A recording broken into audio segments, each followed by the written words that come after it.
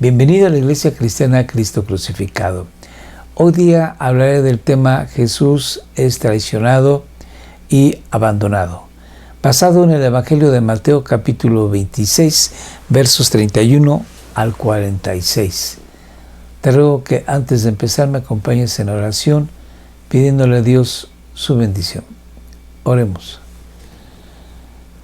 Dios y Padre nuestro, en el nombre de Jesús, te rogamos que esta tu bendita palabra nos la reveles por la acción y con el poder de tu Santo Espíritu, que venga a estar encarnada en nuestro corazón, para que conforme a tu palabra vivamos cada día para la gloria de tu nombre, no en nuestras fuerzas, sino en el poder de tu Espíritu Santo. Y todo esto para glorificar y exaltar tu nombre bendito. Que así sea en el nombre de nuestro Señor Jesús. Amén. Mateo, en el capítulo 26 de su Evangelio, ya va a llegar al clímax, a la cúspide, a lo más alto de su narrativa. Él empieza diciendo en el capítulo 1, verso 1, este es el libro de la genealogía de Jesucristo, hijo de Abraham, es el hijo de la promesa dada por Dios a Abraham, de que de su descendencia vendría uno que sería para bendición de todas las familias de la tierra. Y, prosigue diciendo Mateo, e hijo de David, del rey David, a quien Dios también dio la promesa de que uno de sus descendientes llegaría a sentarse en el trono de Israel de una manera perpetua, eternamente, siendo un rey de justicia y de paz. Entonces, Mateo señala que este Mesías, este Rey de justicia y de paz, tiene que pasar por la cruz del Calvario, tiene que ser el siervo sufriente de Yahvé o de Jehová, y tiene que morir en la cruz del Calvario para el pago de los pecados de la humanidad. Entonces, en este capítulo 26 es crucial porque nos habla de que Jesús instituye la Santa Cena y este sacramento u ordenanza del Señor Jesucristo es para que la comunidad cristiana tenga una comunión íntima y estrecha con su Salvador y Señor, y además con todos los que se reúnen a la mesa para dar gloria a Dios. Posteriormente a que el Señor Jesús terminó de cenar, se dirige con sus discípulos, estando ausente ya Judas Iscariote, al huerto de Getsemaní. Y ahí es donde los encontramos en este momento. Y vamos a ver cómo se desarrolla la historia en que Jesús va a llegar al clímax de su sufrimiento, de su dolor, de su pena, y vamos a ver la razón de esto. Entonces voy a leer el texto y hago comentarios. Entonces Jesús les dijo a sus discípulos: esta noche todos vosotros os apartaréis por causa de mí. El punto de conflicto mayor que los discípulos de Jesús tendrían en ese momento, y a partir de ese momento toda su vida, el punto de conflicto es Jesús. Por causa de Jesús, ustedes van a ser perseguidos. Y no tan solamente ahora, sino siempre. Y aquí el Señor Jesús nos dice que por causa de amor a su nombre, tú y yo hemos sufrido de gente que nos señala, de gente que nos aparta, de gente que nos persigue, de gente que no está de acuerdo con nosotros y que incluso en estos tiempos nos dicen que nosotros somos personas intolerantes porque no somos incluyentes, no aceptamos que personas que profesan una religión diferente a la nuestra se puedan reunir con nosotros para adorar a Dios, porque no tenemos el mismo sentimiento, no tenemos la misma doctrina, no tenemos al mismo Señor y Dios. También se nos menciona que somos intolerantes porque no aceptamos a personas que vayan en contra de lo que Dios establece claramente en la Biblia. Y no nos hacemos de la vista gorda, aceptando su forma de ser, no nada más en aspectos sexuales, sino de cualquier índole, sino que remarcamos que la gente que profesa seguir a Jesús tiene que obedecer todo lo que Él nos ha dado y que esto que nos ha dado es la ley santa de Dios. Entonces, a causa del nombre de Jesús, nosotros y los primeros discípulos van a ser perseguidos, van a ser esparcidos. Y Jesús dice, pues escrito está, y Él manifiesta que la palabra de Dios escrita anteriormente tenía que cumplirse todas esas palabras en Él. Y vamos a ver qué dice la palabra de Dios. Heriré al pastor y las ovejas del rebaño se dispersarán. Zacarías ya había escrito esta profecía, la cual se tendría que cumplir en Jesús y en sus discípulos. Y efectivamente, al ser tomado prisionero el Señor Jesucristo, sus discípulos, como ovejas que el pastor es herido, salen huyendo, salen dispersas. Sigo leyendo. Pero después de que yo haya resucitado, el Señor Jesús ya en 4 ocasiones había declarado a sus discípulos que era necesario que Él fuera a Jerusalén para ser entregado a los ancianos del pueblo y a los sacerdotes del templo. Y estos a su vez se unirían con los gentiles para crucificar a Jesús. Jesús dijo que moriría en la cruz, pero también en esas ocasiones dijo, y al tercer día resucitaré. Y aquí el Señor Jesús vuelve a decir que Él va a resucitar y que irá adelante de ellos a Galilea. Sigo leyendo. Entonces Pedro, respondiendo, le dijo, aunque todos se aparten por causa de ti, yo nunca me apartaré. Pedro dijo esto con la convicción, con la seguridad de que jamás dejaría a su maestro, que no habría nada ni nadie que lo separaría de Jesús, que ni la muerte misma sería motivo por el que él le diera las espaldas a Jesús. Lo dijo de corazón, de una manera sincera. Sin embargo, no basta el querer, el desearlo. Se necesita algo más. Y en este caso, Pedro, al igual que todos los cristianos, necesitan el poder del Santo Espíritu de Dios. Cosa que ocurrió en el día de Pentecostés.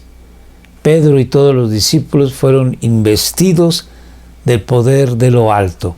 Y entonces, con esa gran valentía que solamente da el Espíritu Santo, pudieron compartir el Evangelio. Pedro se pudo poner en pie y ser el primero en exponer el santo Evangelio de Dios a los judíos que estaban en aquel entonces en Jerusalén. Y en ese primer sermón, 3,000 personas se convirtieron al Señor Jesús. Pero esto es porque el Espíritu de Dios lo ha ayudado. Y tú y yo tenemos ese Espíritu Santo ahora.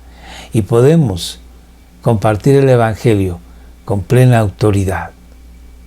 Y no estar basado únicamente en nuestro esfuerzo, en nuestro deseo, bien intencionado, pero a final de cuentas muy limitado. Aquí Pedro, él dijo con sinceridad: yo no te daré las espaldas. Sin embargo, ocurrirá. Sigo leyendo. Jesús le dijo: en verdad te digo que esta misma noche, antes que el gallo cante, me negarás 3 veces. Los judíos de la época de nuestro Señor Jesucristo dividían la noche en 4 cuartos de tiempo. De las 6 de la tarde a las 9 de la noche era un cuarto, de las 9 a las 12 de la noche el segundo cuarto, de las 12 de la noche a las 3 de la madrugada el tercer cuarto, y este cuarto era llamado el canto del gallo, porque por lo general a eso de las 3 de la madrugada el gallo empieza a cantar. Y el último cuarto es de las 3 de la madrugada a las 6 de la mañana. Esta situación que estamos nosotros estamos comentando se desarrolló entre las 12 y 1 de la madrugada, según algunos estudiosos. Entonces Jesús le está diciendo aquí a Pedro, 2 horas antes de que ocurriera, ¿qué iba a suceder con él? Jesús, siendo Dios, siendo profeta, le está profetizando que él negará a su Señor y Dios. Sigamos leyendo. Pedro le dijo: aunque tenga que morir contigo, jamás te negaré. Todos los discípulos dijeron también lo mismo. Pedro no era el único. Los otros 10 apóstoles, discípulos, amaban a Jesús con todo su corazón y eran sinceros. Habían estado ya 3 años con él. Y si bien en un principio pensaban que él era un rabí, un maestro, después pensaron que era un profeta, finalmente se dieron cuenta que es el Hijo de Dios, el Salvador del mundo, el verdadero y esperado Rey mesiánico. Y por lo tanto, ellos que conocían también a Jesús, que le amaban con todo su corazón, dijeron: aunque nos cueste la vida, no te vamos a abandonar. Vamos a seguir leyendo. Entonces Jesús llegó con ellos a un lugar que se llama Getsemaní. Del aposento alto que estaba en Jerusalén, probablemente Jesús salió con sus discípulos hacia el huerto de Getsemaní, que se encontraba en el monte de los Olivos. Tuvieron que cruzar el arroyo de Cedrón, un arroyo que usualmente llevaba un poco de agua y no era de ninguna manera profundo. En aquel entonces, en ese momento, por cuanto estaban matando corderos para la Pascua, toda esa área llevaba agua con sangre. Y Jesús cruzó este arroyo de Cedrón y se introdujo en este huerto de Getsemaní. Getsemaní significa presa para aceite. Seguramente este era un lugar que pertenecía a alguno de los conocidos y amigos del Señor Jesucristo. Había algunos hombres acaudalados. Uno de ellos, José de Arimatea, que eran amigos discípulos secretos de nuestro Señor Jesucristo. Y posiblemente uno de ellos le prestó al Señor Jesús este huerto para que él ahí estuviese a solas con sus discípulos, orando a nuestro Señor Dios. Entonces llegan pues a Getsemaní y Jesús va a pedir a 3 de sus discípulos que lo acompañen todavía más adentro del huerto para orar a Dios. Sigo leyendo. Y dijo a sus discípulos: sentaos aquí mientras yo voy allá y oro. El Señor Jesús, hay que recordar, es verdaderamente hombre, pero es verdaderamente Dios. Él es el único individuo, la única persona en todo el universo que es verdaderamente hombre y verdaderamente Dios. Esto no podemos entenderlo nosotros, los humanos. Tratamos, pero nos es imposible entender a cabalidad cómo es que Jesús es hombre, 100% verdaderamente, y necesita de orar a Dios el Padre.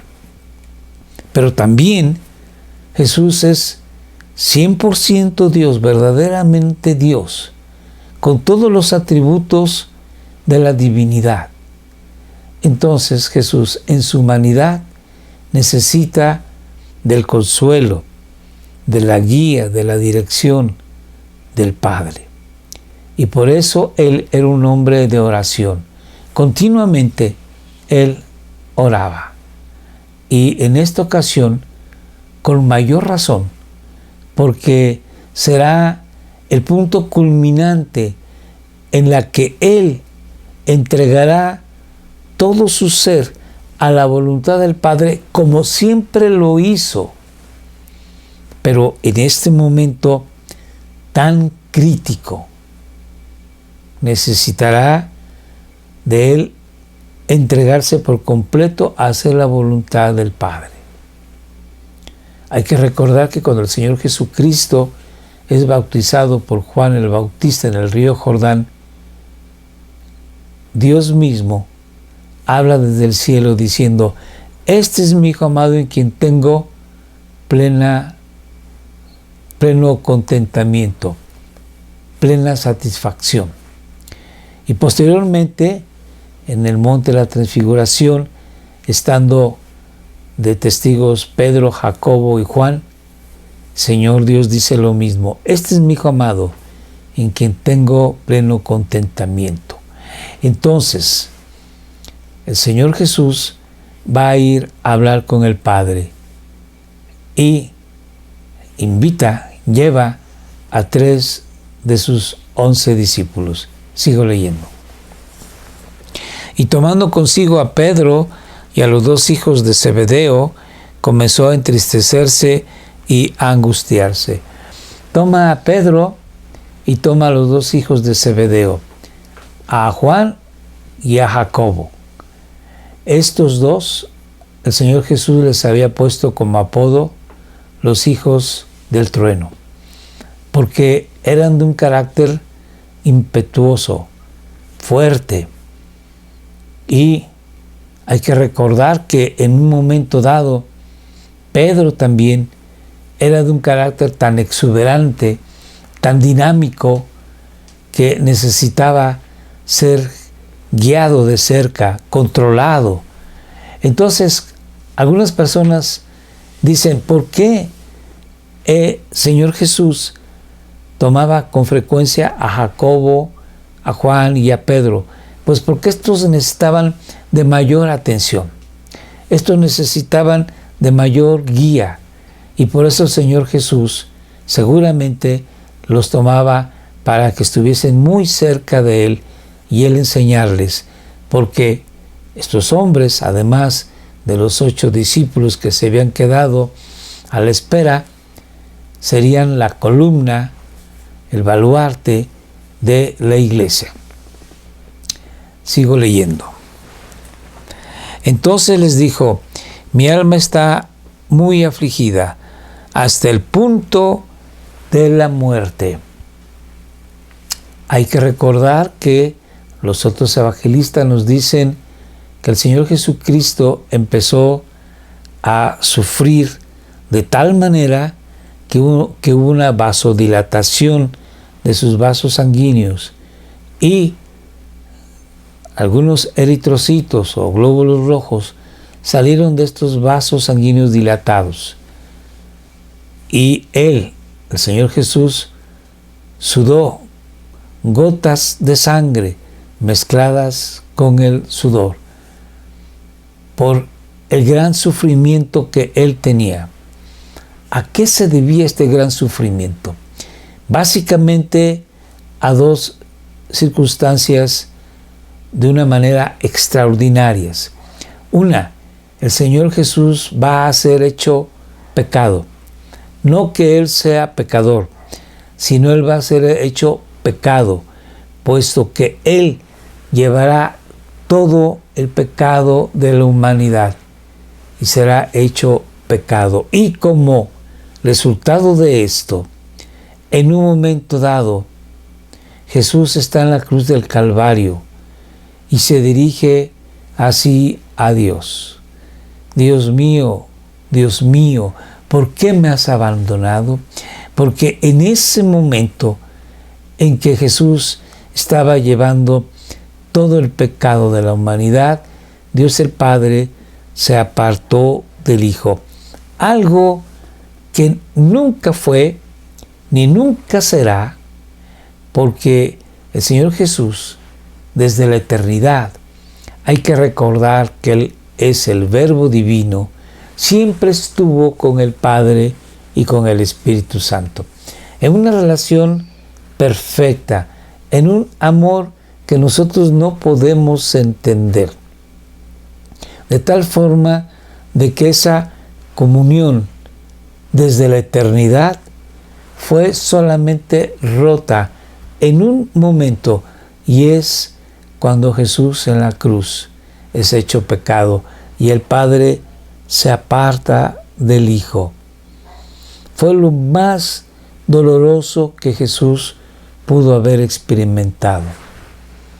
Además, Él siendo Dios santo, puro, sin mancha, Él que es la santidad misma de Dios, Él es el santo de los santos, llevó todo el pecado de la humanidad. Y esto es terrible, de que Dios santo tuviese que llevar el pecado de la humanidad. Así que era algo que sobremaneramente situación que produce una aflicción tremenda en Jesús. Una aflicción de tal forma que estaba a punto Él de morir. Y no murió porque el Padre lo sostuvo. Hay que recordar que también se nos dice en otro de los evangelios que un ángel estaba dándole a Jesús soporte, fortaleza. Si Jesús hubiese sido un simple humano, hubiese muerto en este momento. Quedaos aquí, dice el Señor Jesús, y velad conmigo.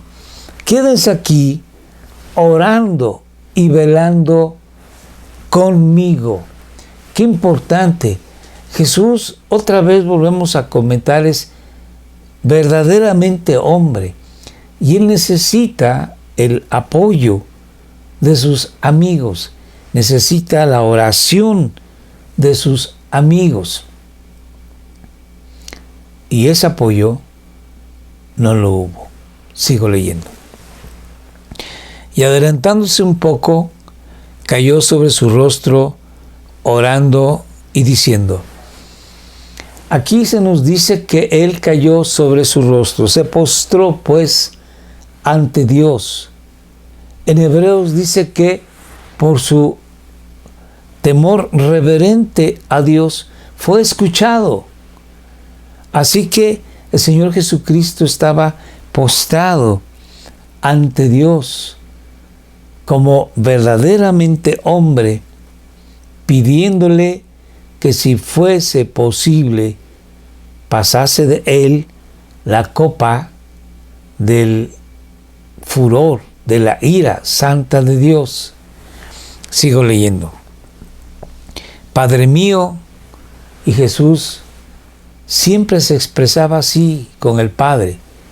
Padre mío, Padre le decía, Abba Padre, Papito, siempre en esa comunión íntima con el Padre. Y le dice, si es posible, que pase de mí esta copa. No beba yo la copa de la ira de tu juicio santo, pero no sea como yo quiero, o sea, no sea mi voluntad, sino como tú quieras, tu voluntad, que no sea hecha conforme mi voluntad, sino tu voluntad, no como yo quiero, sino como tú quieres. Y otra vez el Señor Jesús demuestra que Él siempre estuvo haciendo la voluntad del Padre. Siempre. Y esto es una enseñanza a ti y a mí de que debemos pedirle a Dios que nos ayude para que con su Santo Espíritu entendamos cuál es su voluntad. Y número 2, la hagamos para dar gloria a Dios. Y esto es por la potencia de su Santo Espíritu. Sigo leyendo. Vino entonces a los discípulos, después de haber hecho esta oración, y los halló durmiendo. Y dijo a Pedro y también a los otros dos, ¿con que no pudisteis velar una hora conmigo? Velad y orad para que no entréis en tentación. Esta enseñanza del Señor Jesús, todos nosotros lo hemos vivido.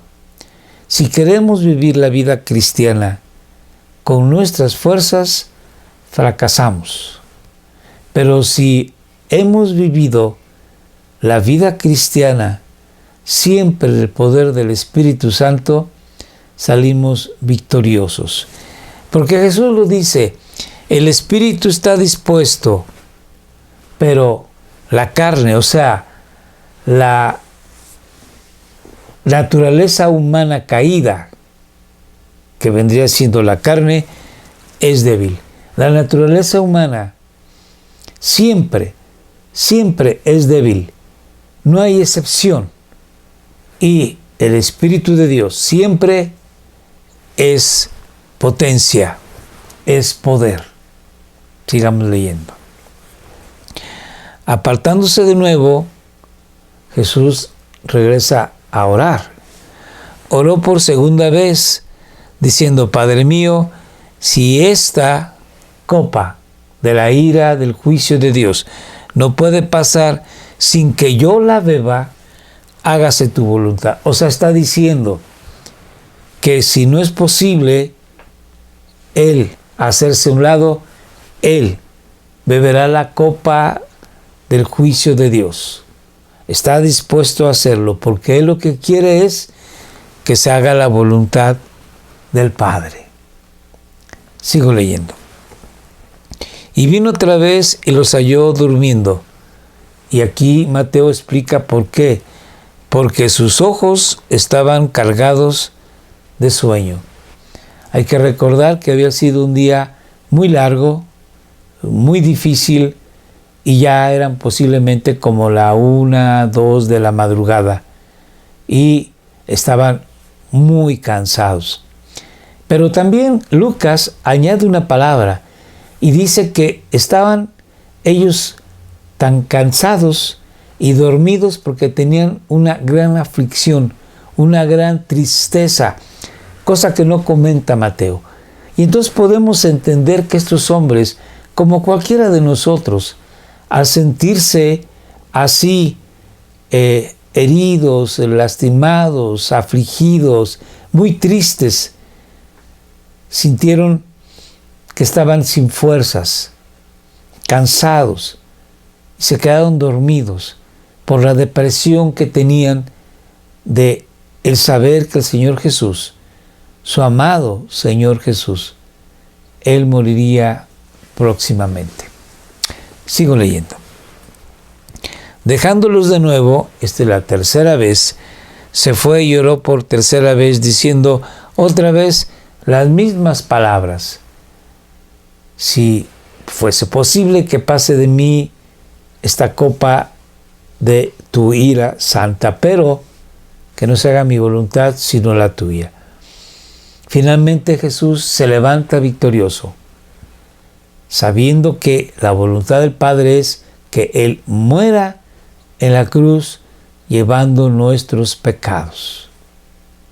Y así Él se levanta con ese valor que solamente Él tuvo.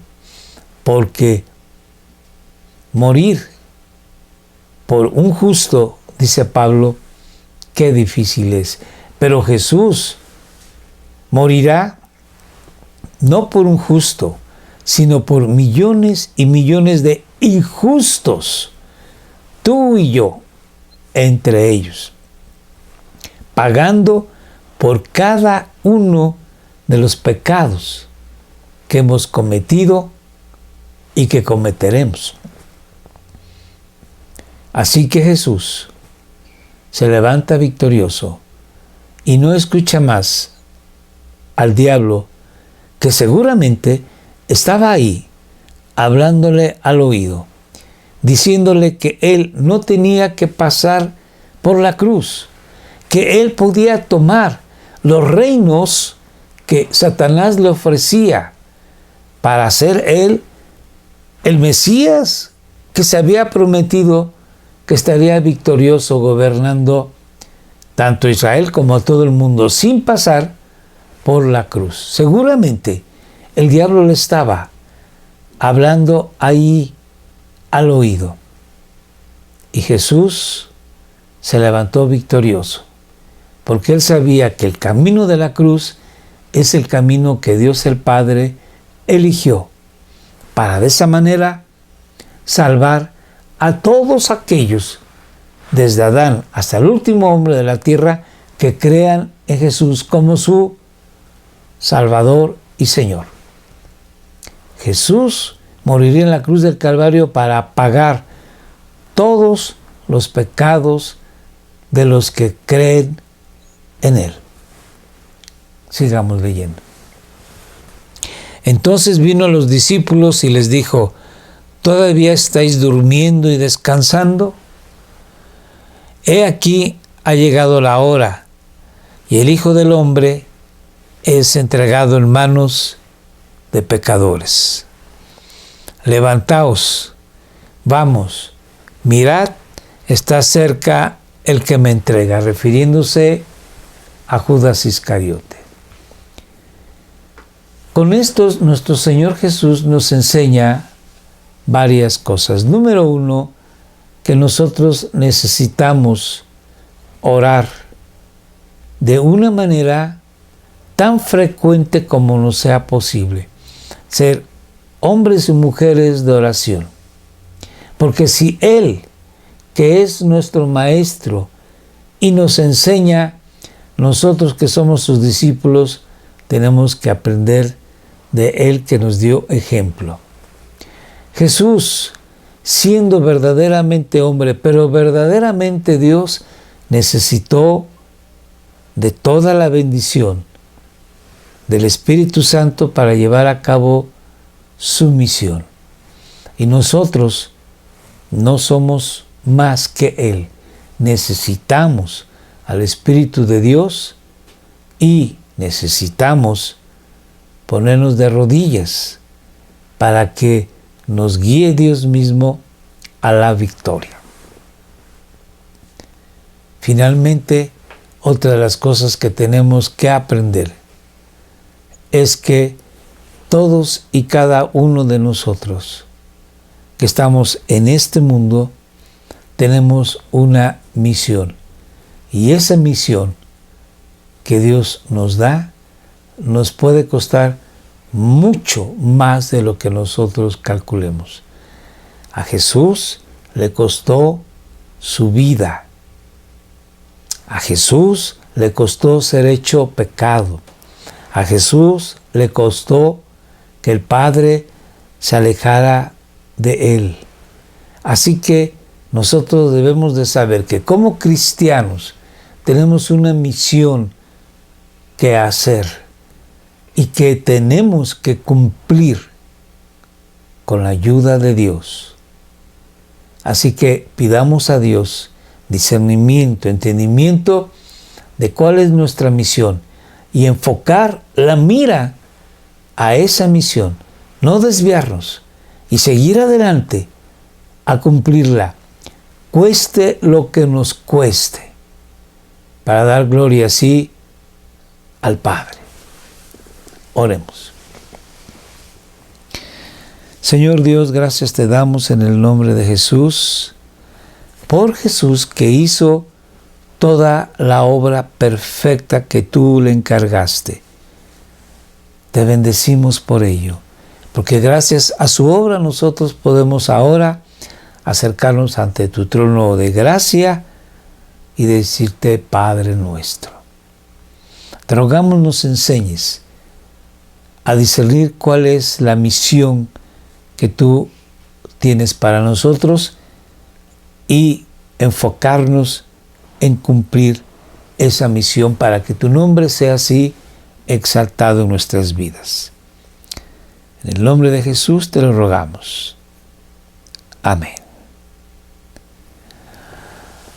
También te recordamos que todos los martes estamos en Facebook Live a las 6 de la tarde. Acompáñanos en oración, escríbenos, haznos conocer tus peticiones, con gusto oraremos por ti, por tus necesidades. Te recordamos que estamos en Facebook, en YouTube y ahora también, además de WhatsApp, estamos en Telegram. Por favor, toma nota del teléfono, puedes mandarnos mensajes, hablarnos y te solicitamos que compartas estos videos, te inscribas si no lo has hecho, ve los videos anteriores y te damos las gracias. Que Dios te bendiga.